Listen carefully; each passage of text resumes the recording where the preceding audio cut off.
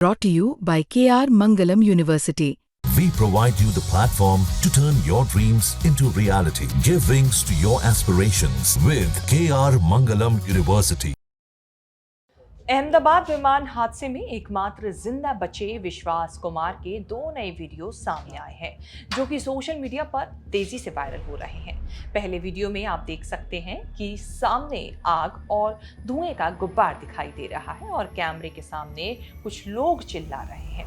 इसी वीडियो में दाईं तरफ गेट के पास से एक आदमी लोगों की तरफ बढ़ता हुआ और वहां से आता हुआ नजर आ रहा है। यही विश्वास कुमार है। विश्वास चलने में जख्मी से लग रहे हैं और हाथ में मोबाइल है। विश्वास कुमार का दूसरा वीडियो देखिए। इसमें विश्वास लोगों के बेहद करीब नजर आ रहे हैं। हाथ में मोबाइल के अलावा शरीर और कपड़ों पर कुछ निशान दिखाई दे रहे हैं।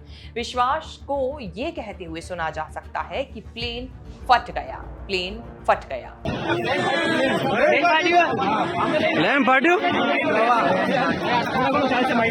एयर इंडिया की फ्लाइट AI 171 में 242 लोग सवार थे, जिनमें से सिर्फ 11A सीट पर बैठने वाले विश्वास कुमार की ही जान बच सकी। टीवी चैनलों पर रमेश विश्वास कुमार की कहानी चलती हुई अब लगातार वायरल है।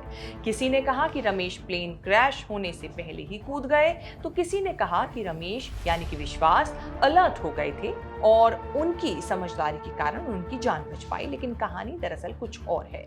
जिस व्यक्ति का सर्वाइवल का चांस ऐसे प्लेन क्रैश में 0.00001% भी नहीं था, वो जीवित कैसे बाहर आ गया? उनके साथ ऐसा क्या हुआ जो बाकी लोगों से अलग था? क्रैश के फाइनल मोमेंट्स के बारे में खुद रमेश विश्वास ने बताया कि प्रधानमंत्री नरेंद्र मोदी भी बीते शुक्रवार सुबह रमेश से मिले और हालचाल जाना।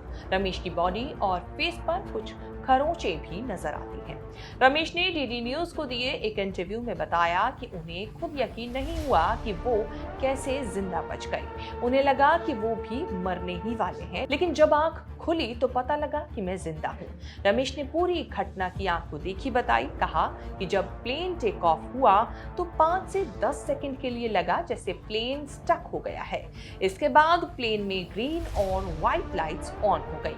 रमेश ने कहा कि ऐसा लगा टेक ऑफ के लिए पायलट ने पूरा जोर लगा दिया हो। इसके बाद प्लेन हॉस्टल की बिल्डिंग में जा घुसा। रमेश ने बताया कि मैं जिस साइट पर था वो साइट दरअसल हॉस्टल पर लैंड नहीं हुई थी, हॉस्टल के ग्राउंड फ्लोर पर लैंड हुई थी या टकराई थी। मैं जहां लैंड हुआ वो नीचे की साइड थी और वहां स्पेस भी था प्लेन के बाहर। जैसे ही मेरा डोर टूटा मैंने सामने देखा कि यहाँ स्पेस है, तो मैंने निकलने की कोशिश की और मैं निकल गया। रमेश ने कहा कि ऑपोजिट साइड पर बिल्डिंग की दीवार रही होगी, इसीलिए वहां से कोई निकल नहीं पाया होगा क्योंकि वहीं क्रैश हुआ था। मैं जहां था केवल वहीं स्पेस था। पता नहीं मैं कैसे बचा। मेरे सामने ही 2 एयर होस्टेस और अंकल आंटी खत्म हो गए। इस हादसे में रमेश विश्वास का बायां हाथ बुरी तरह जल गया, लेकिन जान बच गई। वो बताते हैं कि जैसे ही बाहर आए आग फैल रही थी। कुछ सेकंड और देर होती तो शायद वो भी नहीं बच पाते। दरअसल इस बोइंग विमान 7878 ड्रीम लाइनर में सबसे आगे की तरफ बिजनेस क्लास सीट होती है। इसके बाद पीछे इकोनॉमी सीट होती है। इसी इकोनॉमी सीट में ये 11A की सीट पर बैठे थे, जो कि इकोनॉमी क्लास की पहली लाइन में विंडो सीट 11A है। इसी सीट पर रमेश विश्वास बैठे थे और उनकी जान बच गई। रमेश विश्वास कुमार ब्रिटिश नेशनल हैं, ब्रिटेन के लेस्टर में रहते हैं। रमेश विश्वास के एक भाई अजय थे। दोनों साथ में इस फ्लाइट में सफर कर रहे थे। अजय तो बच नहीं पाए, लेकिन रमेश बच निकले। इनका एक और भाई ब्रिटेन के लेस्टर में रहते हैं, जिनसे बात की हमारी संवाददाता लवीना टंडन ने। इस वक्त मैं हूँ लेस्टर में और मेरे साथ हैं नयन। इनके भाई विश्वा और अजय ट्रैवल कर रहे थे AI 171 में और विश्वा कूदे और इस वक्त इंजर्ड है, लेकिन ठीक है। बहुत बहुत धन्यवाद हमसे बात करने के लिए नयन। विश्वा से आपकी बात कब हुई और कैसे हैं वो? We last talked approximately 2 hours ago, and he looks fine on the hospital bed. Okay उन्होंने ये बहुत बड़ी बात है कि बहुत ब्रेव थे कि वो कोई उन्होंने कुछ बताया कि किस तरह से हादसा हुआ या किस तरह से क्या हुआ? Yeah, told my dad, and he said, I don't know what's happened, the plane's crashed. I don't know how I've made it outside the plane, how I've survived. Yeah. और आपके दूसरे भाई के बारे में? Yeah, when the plane crashed, my brother said, I'm trying to look for Ajay, but I don't see him anywhere. I don't see any other passengers. But at the moment, we're waiting for updates on Ajay. आपको किसी तरह की क्या आप चाहेंगे कि authorities करें और क्या आपका अगला कदम है? भारत जा रहे हैं? So, yeah, tomorrow we're going to be traveling to India. Go to the hospital and meet Vishwas and see what happens from there. आपके यहाँ घर में पेरेंट्स हैं, उनकी वाइफ हैं यहाँ पे? Yes, they are. I am sorry to hear that. और मैं हमारी सारी शुभकामनाएं आपके साथ हैं कि आप ठीक रहें और आपको अच्छी खबर अपने भाई के बारे में भी मिले। उन्होंने कॉल आपके पिता को किया था सबसे पहले? Yeah, he called my dad first, as soon as the plane crashed. क्या कहा, कुछ बताएं? Yeah, like I said, he said, I don't know how I survived or how I exited the plane. और उनका बेटा है छोटा? He's 4 years old. हम बहुत बहुत धन्यवाद हमसे बात करने के लिए। Thank you very much.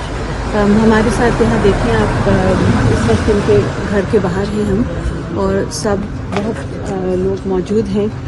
Lester से काफ़ी लोग और काफ़ी परिवार थे जो AI 171 में थे, और यहाँ आसपास के परिवार वाले यहाँ मौजूद हैं, फ्रेंड्स फैमिली यहाँ विश्वा के साथ। लेकिन अभी भी इन्हें इंतज़ार है अपने भाई, जो दूसरे भाई थे, उनके बारे में कोई जानकारी इन्हें मिले, और अब ये सारा परिवार भारत जा रहा है। जो चर्चा रहती है आपको लेकर, एक शब्द है आपके साथ जुड़ता रहता है, कहा जाता है कि एरोगेंट है। एरोगेंट कह दिया जाता है आपको काफ़ी बार।